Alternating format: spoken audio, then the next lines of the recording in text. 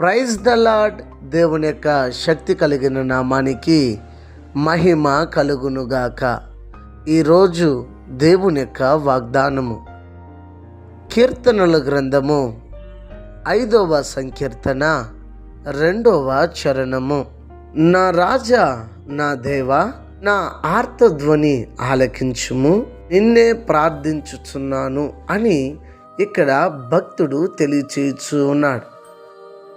భక్తుడు శ్రమల మార్గము గుండా వెళుతున్నప్పుడు కఠినమైనటువంటి పరిస్థితులను ఎదుర్కొని ముందుకు కొనసాగించుతున్నప్పుడు భక్తుడు దావీదు ఇలాగ ప్రార్థన చేస్తున్నాడు. నా దేవా, నా రాజా, నా ఆర్త ధ్వని వినండి, నిన్నే నేను ప్రార్థిస్తున్నానని అన్నాడు. చూడండి, ఒక మనిషికి ఎప్పుడు ప్రార్థన వస్తుందంటే, ఒకటి వేదన కలిగినప్పుడు మాత్రమే ప్రార్థన వస్తుంది. 2 దేవుని ఆత్మ నింపుదల కలిగినప్పుడు ప్రార్థన వస్తుంది. సంతోషంతో ఎవరు కూడా ప్రార్థన చేయరండి.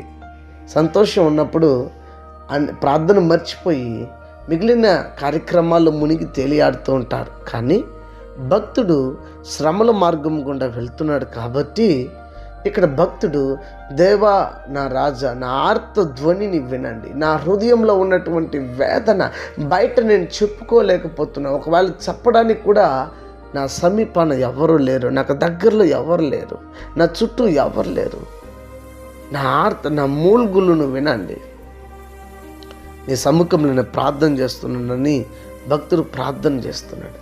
ఆ ప్రకారం నీ హృదయంలో ఉన్న వేదనని ఎవరితో చెప్పుకోలేకపోతున్నావా? నీ చుట్టూ ఎవరూ లేకుండా ఉన్నారా? నువ్వు నీలోనే కృంగిపోతున్నావా?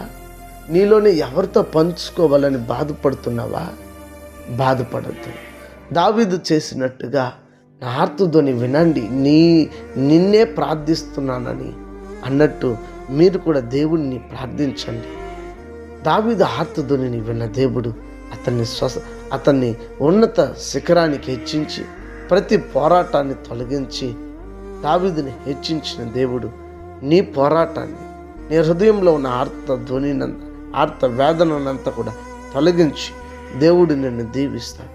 ఈ ఉదయకాల సమయం ముందు ఇదిగో మరి దేవుడు ఇట్టి వాగ్దానం చేత మనతో మాట్లాడుతుండగా ఆ వాగ్దానాన్ని విన్న మనం ఆ వాక్యానుసారంగా జీవిద్దాం, దైవాశీర్వాదములు పొందుకుందాం. ప్రార్థన చేద్దామా? ప్రార్థన. పరిశుద్ధుడా, భక్తుడు ప్రార్థన చేసినట్టుగా ఈ దినం ఎవరైతే ప్రార్థన చేస్తున్నారో వారి ప్రార్థన ఆలకించండి. మరి వారి యొక్క హృదయ ఆర్త వేదనంతా తొలగించండి, కృప చూపించండి, మీ సన్నిధి తోడుగా ఉండి నడిపించండి.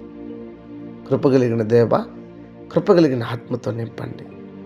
అనారోగ్యం చేత ఉన్న వారికి ఆరోగ్యము, ఆర్థిక ఇబ్బందులు ఉన్న వారికి విడుదల, రక్షణ లేని వారికి రక్షణ ఇచ్చి ప్రతి వారిని రాకడ కోసం సిద్ధపరచమని క్రీస్తు పేరిట ఈ ప్రార్థన సమర్పించి వేడుకొని నమ్ము తండ్రి. ఆమెన్. God bless you. దేవుడు మిమ్మల్ని దీవించి ఆశీర్వదించును గాక. ఆమెన్.